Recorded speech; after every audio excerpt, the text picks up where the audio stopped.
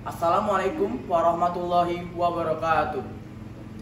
Selamat siang Bapak dan Ibu Dewan Juri beserta teman-teman yang saya hormati. Mari kita panjatkan puji syukur kehadirat Allah Subhanahu wa taala yang telah memberikan kita kesehatan dan kesempatan untuk hadir pada siang hari ini. Izinkan saya, Ahmad Rafi Syarezi, membawakan sebuah pidato dengan tema Bahasa Indonesia, Bahasa Kebanggaan Kita. Saudara dan saudari sekalian, banyak dari teman-teman kita yang menganggap bahwa bahasa Indonesia hanyalah serangkaian kata atau diksi yang biasa kita gunakan sehari-hari dan banyak orang yang menganggapnya sepele. Salah pemikiran seperti itu. Mengapa? Karena bahasa Indonesia yang menjadi jati diri dan kebanggaan Negara Kesatuan Republik Indonesia, yang juga berperan penting dalam memersatukan ribuan suku bangsa, ratusan bahasa daerahnya masing-masing menjadi satu dalam bahasa Indonesia. Itulah kekuatan bahasa Indonesia. Mari kita memulai dari sejarah bahasa Indonesia itu sendiri. Dimulai pada tahun 1928 dalam peristiwa Sumpah Pemuda, di mana diikrarkan bahwa bangsa Indonesia berbahasa satu, yaitu bahasa Indonesia. Saudara dan saudari sekalian, pernyataan tersebut bukanlah omong kosong belaka atau pemikiran yang dianggap gila oleh para penjajah yang menjajah kita waktu itu.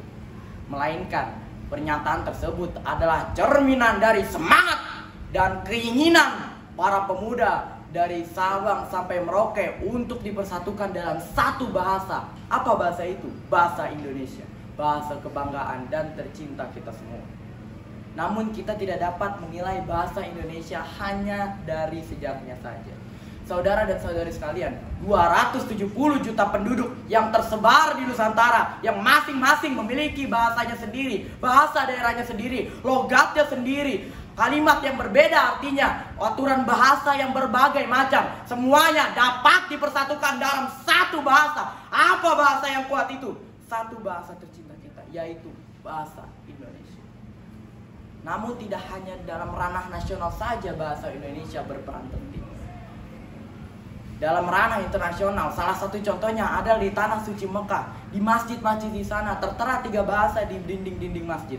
Yang pertama bahasa Arab, karena memang di Arab Saudi bahasa nasional adalah bahasa Arab. Kemudian ada bahasa Inggris, karena memang bahasa Inggrislah yang menjadi bahasa internasional. Namun ada satu bahasa yang bukan bahasa dari negara Timur Tengah, yang bukan merupakan bahasa negara multinasional, tapi bahasa dari sebuah negara Asia, yaitu satu bahasa Indonesia.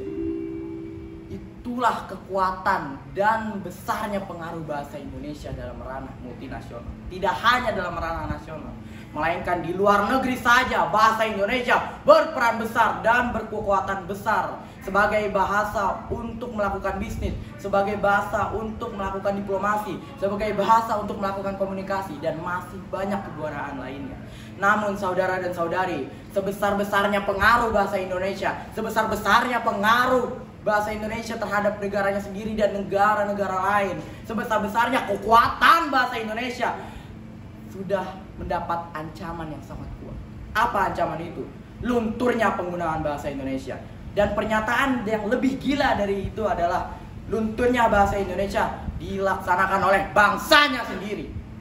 Gila, aneh bahwa sebuah bahasa nasional yang besar pengaruhnya, yang kekuatannya sangat besar, yang dapat memersatukan ribuan budaya menjadi satu, dihancurkan, dilunturkan, dan tergantikan oleh bangsanya sendiri. Saudara dan saudari, ingat, apakah ini keinginan para pembela-pembela bangsa, para pemuda-pemuda pada tahun 1928 yang menyusun Sumpah Pemuda itu? Inginkah mereka bahwa bahasa Indonesia yang dibela dengan tumpah darah, para pembela-pembela itu mati di tangan penjajah demi membela bahasa Indonesia sebagai bahasa nasional kita? Itukah yang diinginkan para pembela-pembela itu?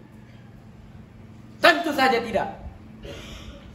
Saudara dan saudari, Bapak dan Ibu Dewan Juri, teman-teman yang saya banggakan, marilah menjaga dan melestarikan bahasa Indonesia. Demi para pembela, demi para pemuda-pemuda di masa itu yang ingin menjadi menjadikan bahasa Indonesia sebagai bahasa nasional.